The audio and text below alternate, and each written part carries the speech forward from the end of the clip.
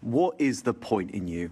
You're being paid a lot of money, £151,000 to be specific, to swan around at posh events and fly around the world while Londoners are at home struggling with the cost of living. Under your tenure over the last decade, culture spaces in London have decreased by 10%.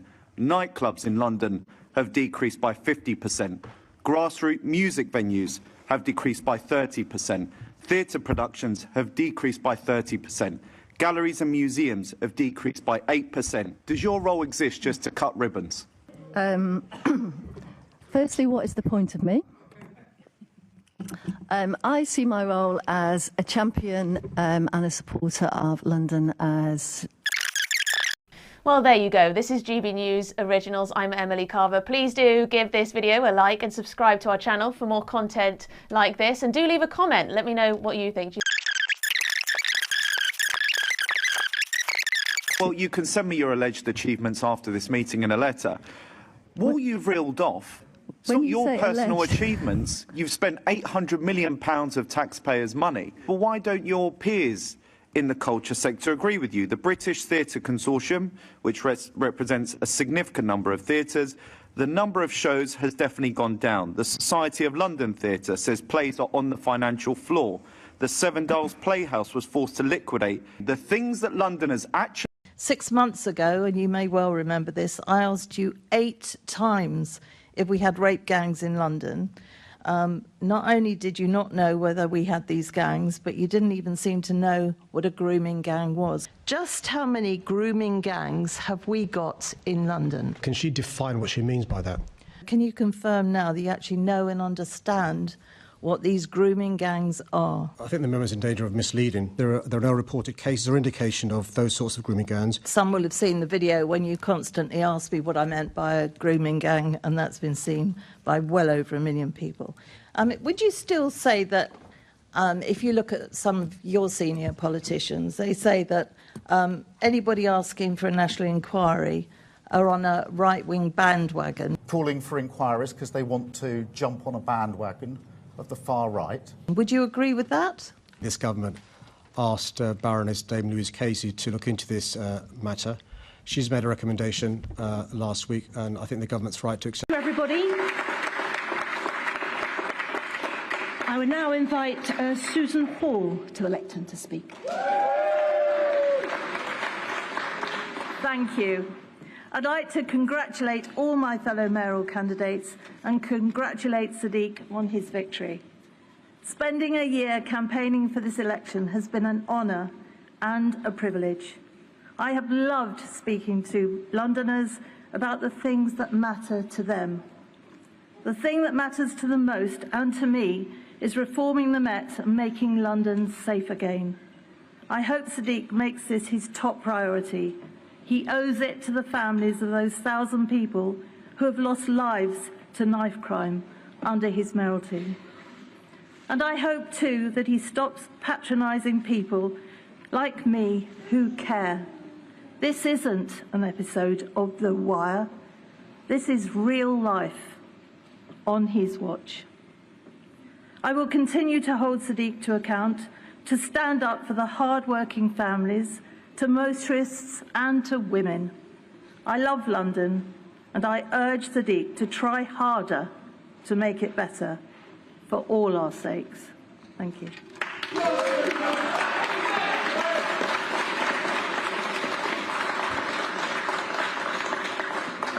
Thank you. Thank you to the Mayor of London for his speech. Thank you, Susan, for your speech. £2 million a year. Almost nobody using it. Inside the Silvertown shuttle scandal rocking City Hall. Right, gather round, because this one is going to make your blood boil just a little bit, in that very particular, very British way, where you tut, shake your head, and mutter, well, honestly, under your breath. We are talking about your money, quietly disappearing under the River Thames, and almost nobody in London seems to know it's happening. Welcome back to Britain Underneath. The channel that pulls back the curtain on the politics they'd rather you didn't scrutinise too closely. If you're new here, hit that subscribe button right now, because we go where other channels simply won't. And trust me, you will want to be here for what comes next. Let's dive in. So here's the situation. Deep beneath East London, there's a tunnel. The Silvertown Tunnel, opened with some fanfare last year, built to ease congestion under the Thames. Fine. Sensible, even. But tucked inside this multi-million-pound infrastructure project is a peculiar little side scheme. A free shuttle bus for cyclists, ferrying them between Greenwich Peninsula and Royal Victoria Station. Sounds harmless. Sounds almost quaint. Except this quaint little shuttle costs London taxpayers £2 million a year to run. £2 million annually. For a service that, according to critics... Now, before you switch off thinking this is just another dry transport story, stick with us, because the numbers here are the kind that genuinely make you sit up. Reform UK's Alex Wilson, a member of the London Assembly, has crunched the figures and come out swinging. He says the cost works out to roughly £43 per passenger. £43? You could get a black cab halfway across the city for that. His verdict? He says if you looked up the word waste in the dictionary, you'd expect to see a photo of this shuttle sitting right next to it. Strong words, sassy even. But when you're the one footing the bill through your council tax and TfL fares, you start to understand the frustration. And here's where it gets properly interesting, because this isn't just a random backbench gripe. Wilson claims he has raised this directly with the Mayor of London, Sir Sadiq Khan, who also happens to chair Transport for London, meaning the buck, quite literally, stops with him. Wilson says he regularly reminds City Hall just how baffling this scheme looks from the outside, and he's calling for it to be scrapped once and for all. Before we go further, if you're the sort of viewer who likes their politics served without the usual spin, go ahead and subscribe to Britain Underneath now, because we're only just getting started, and there's a twist coming that TfL themselves would probably rather you didn't hear quite so clearly. Here's the catch, though, and it's a proper bureaucratic tangle. TfL cannot simply cancel this shuttle, even if they wanted to. Under the terms set by the Department for Transport, they are contractually obligated to keep it running all the way through to 2028. So, regardless of how many cyclists actually use it, the meter keeps running, courtesy of the public purse, until that date arrives. Make of that what you will. Now, in fairness, and we always try to give both sides their say here on Britain Underneath, TfL has pushed back on the almost nobody uses it framing. A spokesperson insists the shuttle offers a safe and convenient crossing for cyclists over the river, and that thousands of journeys have already been made since it launched.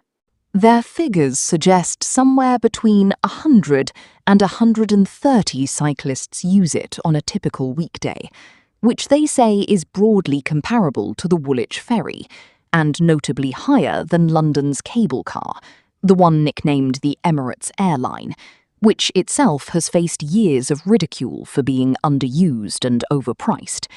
So TfL's argument is essentially, yes, it's not massive, but it's not the worst offender either.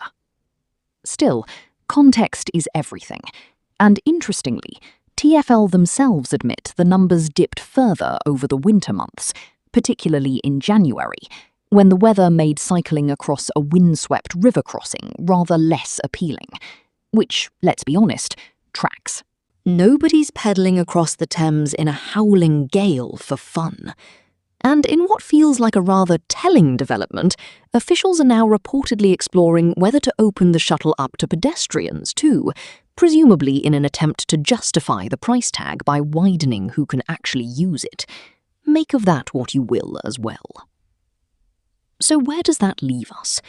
A scheme locked in by contract until 2028, a mayor facing renewed pressure over how efficiently London's transport budget is being spent, and a growing chorus of voices asking a very simple, very British question. Is this really the best use of £2 million a year? We'll be watching closely to see whether City Hall responds, or whether this quietly becomes one of those stories everyone forgets about until the bill comes due again next year. That's the story for today. And if there's one thing we hope you take from it, it's this. Pay attention to where the money actually goes, because nobody else is going to do it for you. Take a breath, stay informed, and stay skeptical. If you enjoyed this, please, genuinely, hit subscribe. It helps this channel keep digging into the stories that matter. And make sure you stick around, because Britain Underneath has plenty more buried right beneath the surface, and you will not want to miss what we uncover next.